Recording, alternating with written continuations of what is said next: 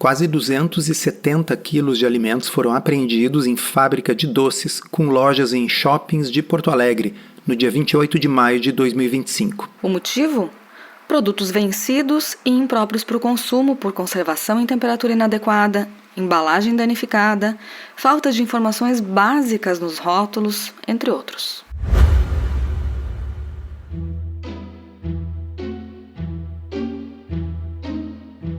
Comida sem filtro. Saúde, low carb, estilo de vida, evidências científicas e, claro, nossas opiniões. Toda semana um episódio novo e gratuito para você. Comigo, Dr. Souto. E comigo, Sari Fontana. Para ser avisado a cada novo episódio e receber as referências bibliográficas no seu e-mail, cadastre-se em drsolto.com.br/podcast.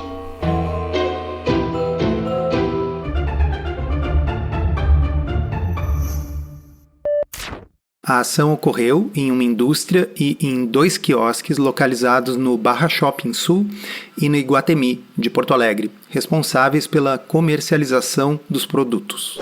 E Sari, faz tempo que você já desconfiava destes produtos aí especificamente, né? Por quê?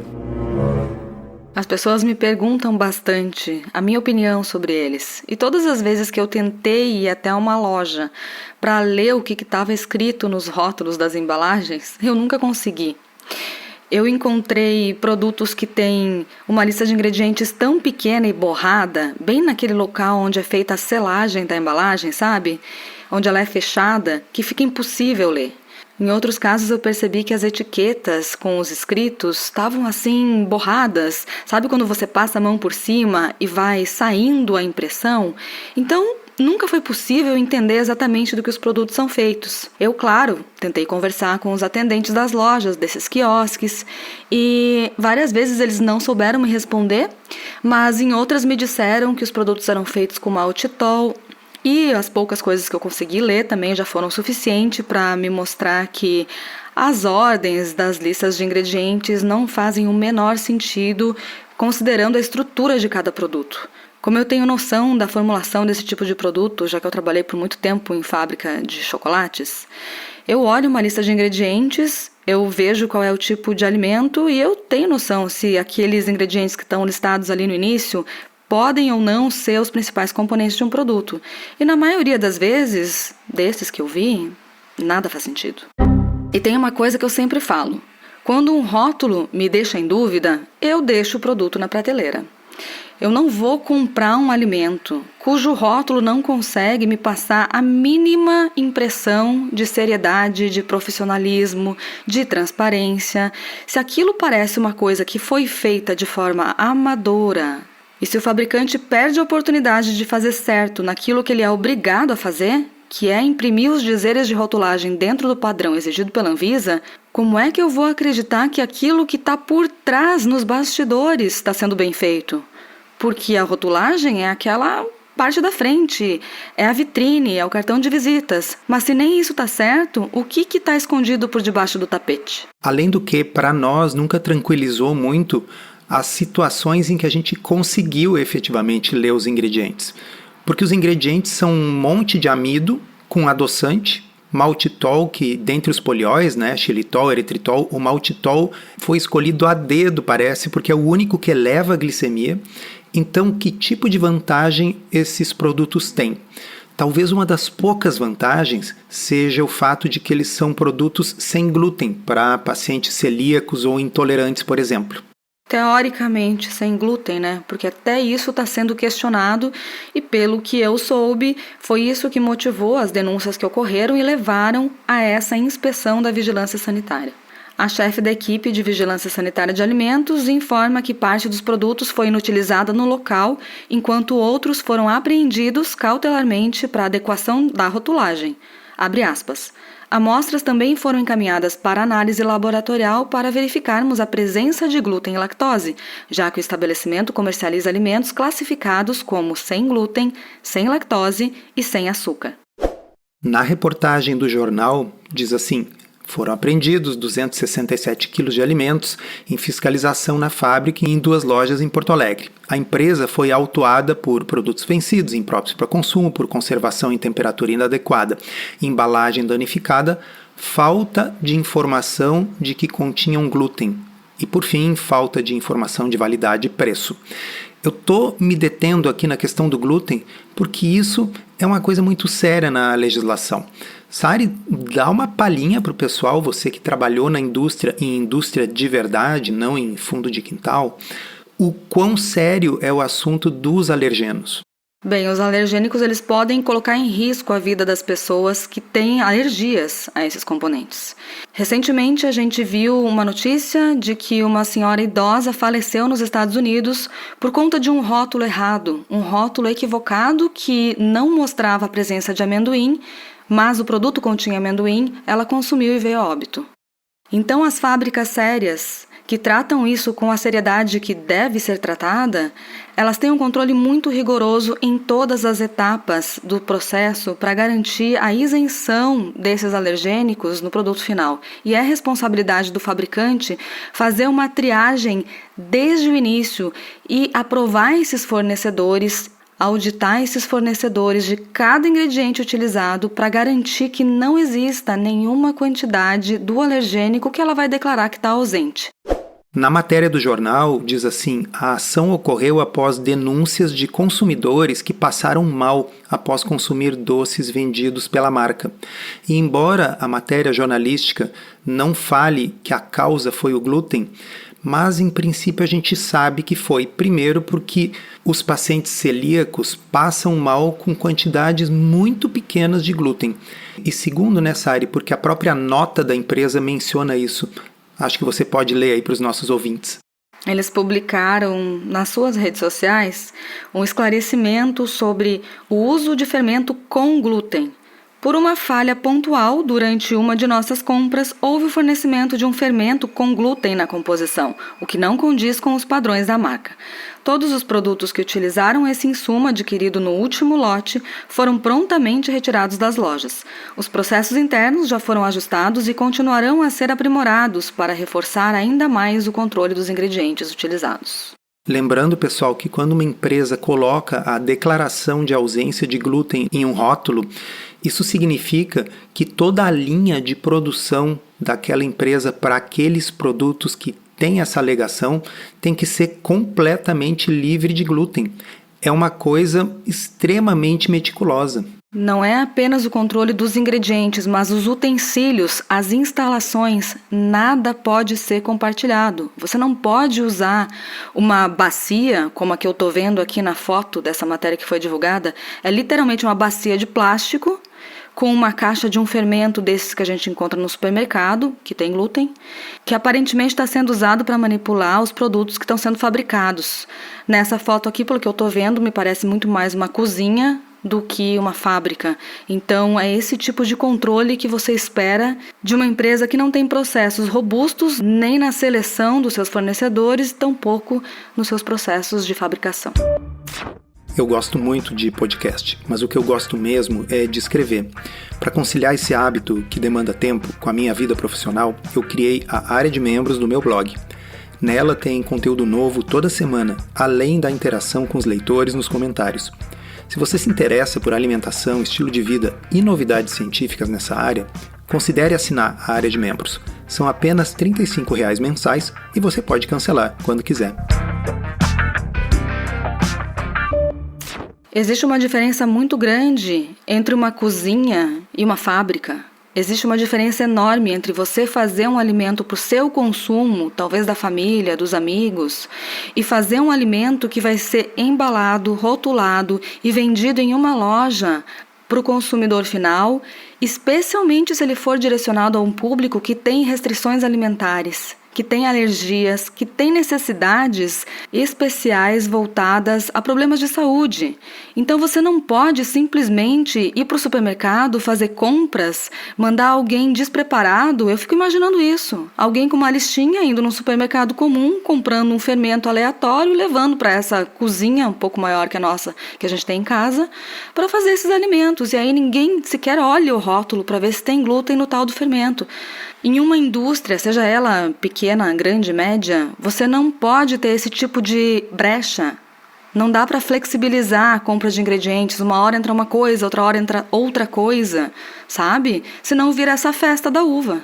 A impressão que dá é que a motivação maior dessas alegações de sem glúten e sem lactose é por causa da modinha, é porque todo mundo acha saudável é sem glúten e sem lactose, mas que pelo desleixo no processo, as pessoas não sabem realmente a importância do assunto sobre o qual elas estão falando, sabe? É a impressão que dá. E essa impressão, para mim, ela é corroborada quando a gente olha as fotos que acompanham a reportagem no jornal. Além da foto que a Sari já mencionou, que mostra uma bacia de plástico com uma mistura de uma coisa que parece de chocolate dentro e uma caixa de fermento em pó dessas que se adquire no supermercado, para mim me chamou muito a atenção duas fotos que estão uma ao lado da outra. Uma mostra um bombom sabor maracujá vencido e a outra mostra na fábrica um recipiente plástico repleto de embalagens de Clyde sabor maracujá. Eu imagino que as pessoas que consomem esses produtos voltados para um público premium que está buscando alimentos super saudáveis, talvez gostariam de saber que o seu bombom sabor maracujá, na realidade, não tem maracujá e tem Clyde maracujá. Então eu fui procurar no site um produto dessa marca feito com maracujá para ver se eu encontraria na lista de ingredientes o Clyde maracujá. Deixa eu ler aqui para vocês uma lista de ingredientes de uma trufa maracujá. Leite integral zero lactose, chocolate diet meio amargo, fibra de mandioca. Ah, o imo! Tinha que ter imo, né? Então entra um extrato de maracujá. Extrato de maracujá, que não deveria ser Clyde. Edulcorante natural estévia, estabilizante pectina cítrica e conservador sorbato de potássio. A gente já falou várias vezes aqui que nós, eu e a Sari, não achamos que faça sentido diferenciar adoçantes em naturais e artificiais. A gente escolhe eles pelas suas características. Porém, para quem se importa com isso, a pessoa está comprando um bombom que está escrito que é adoçado com estévia, porém o Clyde que está adoçando o recheio desse bombom não é adoçado com estévia, né?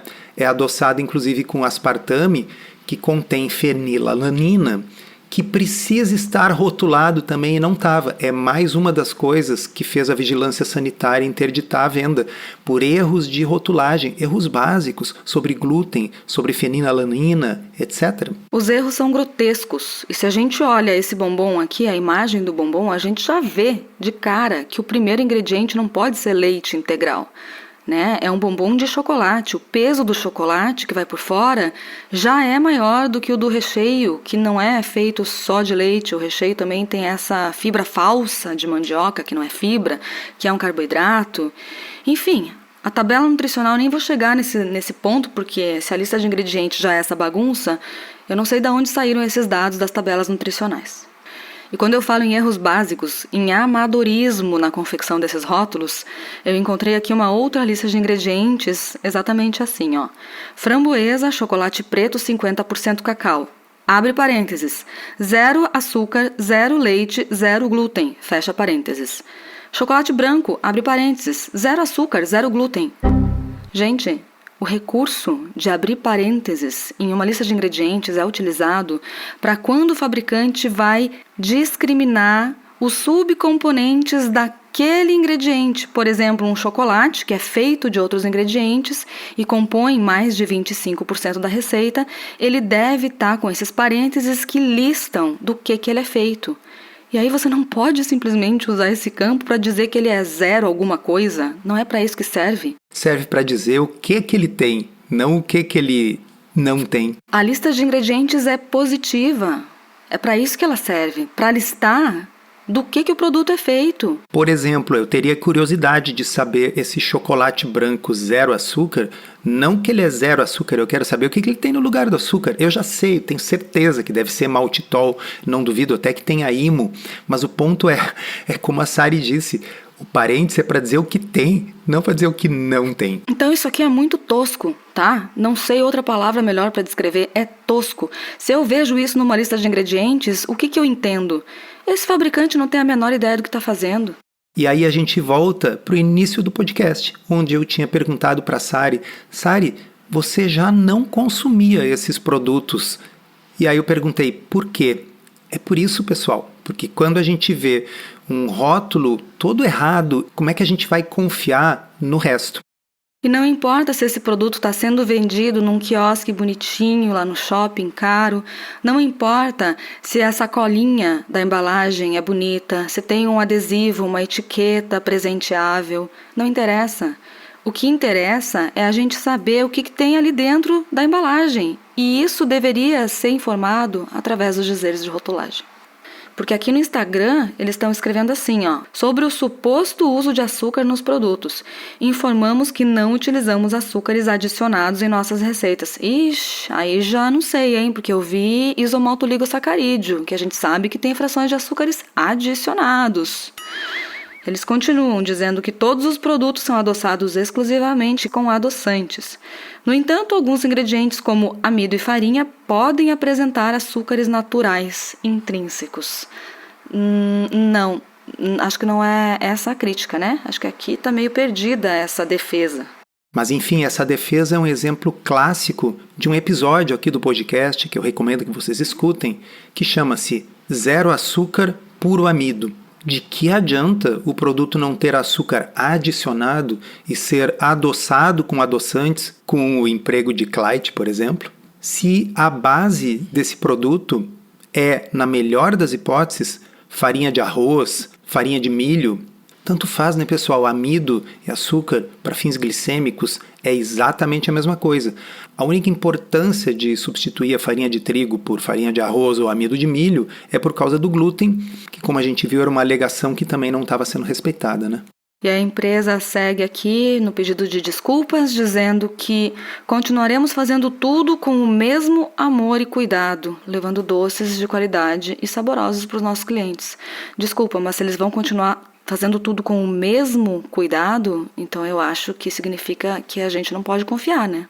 Porque o que eu esperaria é que eles estivessem redobrando os cuidados. Eu acho que a mensagem principal aqui é a seguinte: muito cuidado com essas coisas meio artesanais. Quando vocês pensam em fábrica, vocês pensam numa grande estrutura com gente usando equipamentos de proteção individual, ISO 22000, e na realidade as fábricas desse tipo de produto frequentemente são um pouco mais do que uma cozinha expandida de uma casa. Não existem processos estabelecidos, não existe um departamento de controle de qualidade, não existe estrutura laboratorial para fazer esses testes e comprovar se há ou não algum residual desses alergênicos no produto final, não existem especificações técnicas para os ingredientes, não existe controle dos fornecedores, enfim, não existe nada do básico que precisa para garantir esse tipo de coisa e a segurança para que uma pessoa não passe mal depois de consumir um produto desse. E esse caso aqui é só um exemplo porque infelizmente não dá para confiar nesses produtos que são vendidos mesmo nos shoppings mais bonitos, mesmo nas lojas mais enfeitadas, porque às vezes todos os recursos da marca foram utilizados simplesmente para projetar uma imagem, em vez de serem usados para realmente focar no que importa, que é profissionalizar a fabricação, o desenvolvimento e o controle rigoroso de qualidade. A gente nunca vai estar 100% protegido, mas aqueles de vocês que sabem ler um rótulo de um produto têm uma chance muito menor de cair nessas coisas. Como a Sari, por exemplo, que nunca consumiu esses produtos, porque os rótulos eram a maior evidência de, no mínimo, amadorismo envolvido. E um pequeno recado, nós vamos tirar umas férias curtas e a gente volta logo depois. Encerramos assim esse episódio do Comida Sem Filtro, que foi idealizado, roteirizado e produzido por nós. Se você gostou, divulgue para os seus amigos e inscreva-se na sua plataforma preferida para não perder nenhum episódio. As informações contidas neste podcast são apenas para fins informativos e podem não ser apropriadas ou aplicáveis às suas circunstâncias individuais. Este podcast não fornece aconselhamento médico ou profissional e não substitui a consulta com um médico ou nutricionista. Não use este podcast para diagnóstico ou tratamento médico. Qualquer sugestão é apenas uma recomendação geral, que não é específica para qualquer pessoa ou doença em particular.